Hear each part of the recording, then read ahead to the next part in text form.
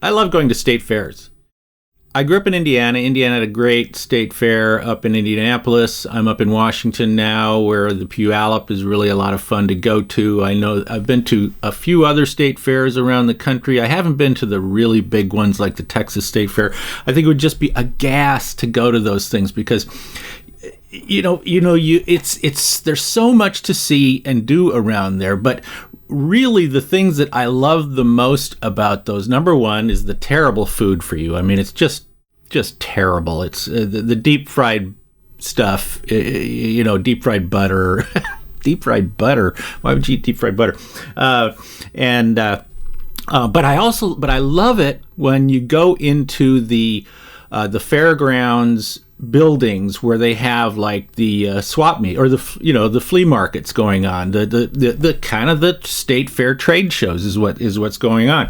And I love walking up and down the aisles and seeing all the different types of products and services that are available. 90+% of them are from small local companies, local business people trying to make a buck during a couple of weeks that the state fair is open and things.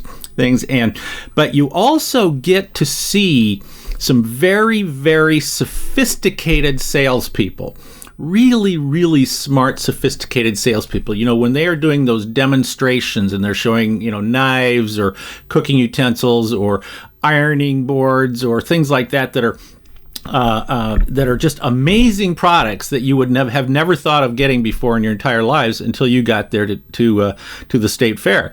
But I love watching these professionals because they are so smart about not just selling their products, but the first thing they have to do is they have to get people to stop and watch them give their demonstration, because there are, at most of these state fairs, there's typically hundreds and hundreds of other small businesses who are trying to get the attention of everybody who's crowding, going through the aisles, literally shoulder to shoulder, banging around off of each other.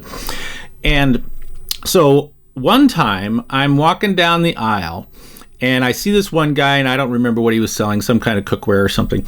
And he had one of those, displays set up, with the mirror so you could watch what he was doing in the mirror as well as down here. So that if you got behind some people, you could still see what was going on and that type of stuff. But after he got done giving a pitch one time, I thought, well, I'm just curious. I want to watch and see how does he get people to stop at his stand, right? And so I watched for a few minutes, and sure enough, he got, he kind of cleaned up a little bit from his previous demonstration, and then he leaned forward on his counter, and he kind of looked up and down the aisle, like this, and then when he spotted the people that he wanted to get their attention, he reached out in front of his stand, and he had like this orange.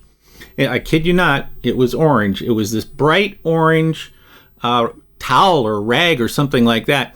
And all he did was he took it and he just dropped it in front of them as they were walking down the aisle. Well, of course, the orange towel grabbed their attention, and they stopped and they kind of looked down, and he said, "Hey, would you mind picking that up for me?"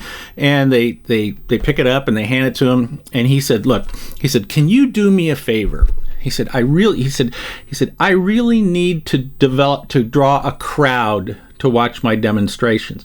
He said, but it's difficult to draw a crowd when there's nobody in front of my booth. So I'm not trying to sell you, but if you could do me a favor and just stand here for a couple of minutes, I'm going to start my demonstration talking to you, and you standing here is going to be a reason for other people. It gives other people permission to stop and watch the demonstration as well. And I watched him do this, drop the towel, probably 4 or 5 times. And every single time the people said yes, they would stand right there and watch him do that. They're happy to do it. And so they stood there, and he proceeded to give the demonstration. And sure enough, people seeing that there were other people already standing there, that gave them permission to stop and watch. And sure enough, then he'd go on and he would demonstrate, and he would successfully sell a number of the people in the crowd. And a lot of times, I would say out of the 4 or 5 times that I watched, at least twice, the people who he got to stop because of his orange towel ended up buying his product as well. So So you see, so what is the point of this? Well, number one is that we operate in a very, very crowded marketplace. It doesn't matter where you are or what industry you're in. We all operate in a very, very crowded marketplace where everybody, and for the most part, most companies are doing what I call playground shouting. You know, like in the in these flea markets or swap meets or trade shows, it's really just the exhibitors trying to kind of outshout each other to get people to come in and stop at them. Instead of trying to just grab their attention and then persuade them to do something. See, there's a two-step thing here. Now, the idea of the orange cloth in psychology and in the psychology of marketing, what this is known as a thought pattern interrupt. And what it means is that people are people are in their own world, right? And when they are in their own world, their brain is moving in a direction. And when we want to try to sell people something or market to them, the first thing we have to do is we have to break that pattern that they're already on. We have to interrupt that pattern and get them to look at us. That's what we have to do. So the idea of the attention is very, very important. But attention itself is not enough because it has to be attention plus persuasion. Like I said, like with him, he's saying, hey, can you help me? Okay. Now, and it was a very non-threatening way of approaching these people. So, think about this for a second, right? When you are, and I'm not just talking about trade shows, but let's say you're sending out email blasts, to your target list. Well, essentially, the list of emails. And here's a snapshot of the emails that I've gotten. I think I've mentioned this before. Digital marketer, online digital marketing company, obviously, recently said that they did a study, and the average person gets 147 emails a day. Well, I think that they get a lot more than 147 emails a day. Certainly we do, right? Well, so those 147 emails are essentially booths at a trade show is what they are. And you're walking down the aisle of looking at the booths, right? Looking at all the emails. And what is it you're looking at? You're looking at the subject lines. That's what you're looking at. Now, number one, if you know the company or know the person who's sending you an email, you'll stop. You'll look at that. You'll look at that one. But then if you don't know them, or if you don't know the person, or don't have a relationship with the company, have no interest in them already, a predisposed interest, then what are they doing to interrupt your pattern, to get your attention? Now let me read you some of the email subject lines that I've been getting recently, because in a couple of weeks, the International Manufacturing Technology Show is going on, and I know that a number of you, not everybody, but a small percentage of you out there that are watching this, are going to be either attending or exhibiting at IMTS. And here are the emails that I'm getting. I'm going to read them off my screen here. These are the emails from these companies. Okay, join us at IMTS. Let's see. Bringing you the best incentive before IMTS. Learn more. Here's another one. Your VIP pass to IMTS.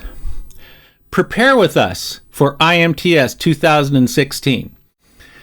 Let's see. I think there was one more in here that I wanted to read, and I don't see it. But anyway, but you get the idea. All right, is that we send out emails where I'm going to tell you, I'm going to beat you up on this. If you're sending out emails with subject lines like this, well, you know what? You are, number one, you're not even trying.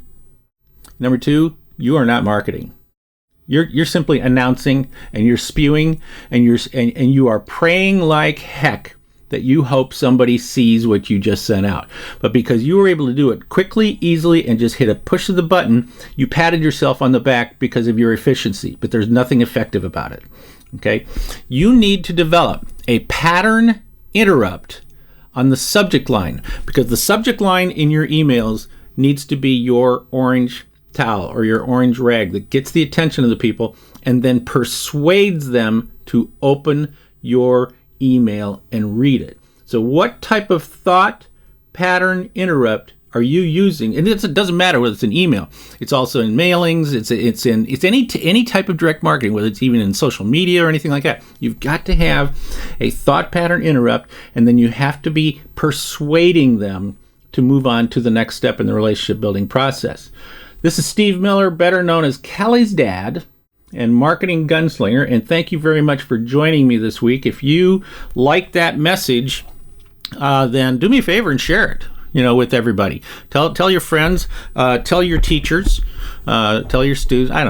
Tell everybody. Okay, tell the people that you walk by when you're walking your dog, and tell them about it. Share it for me. I'd really, really appreciate it.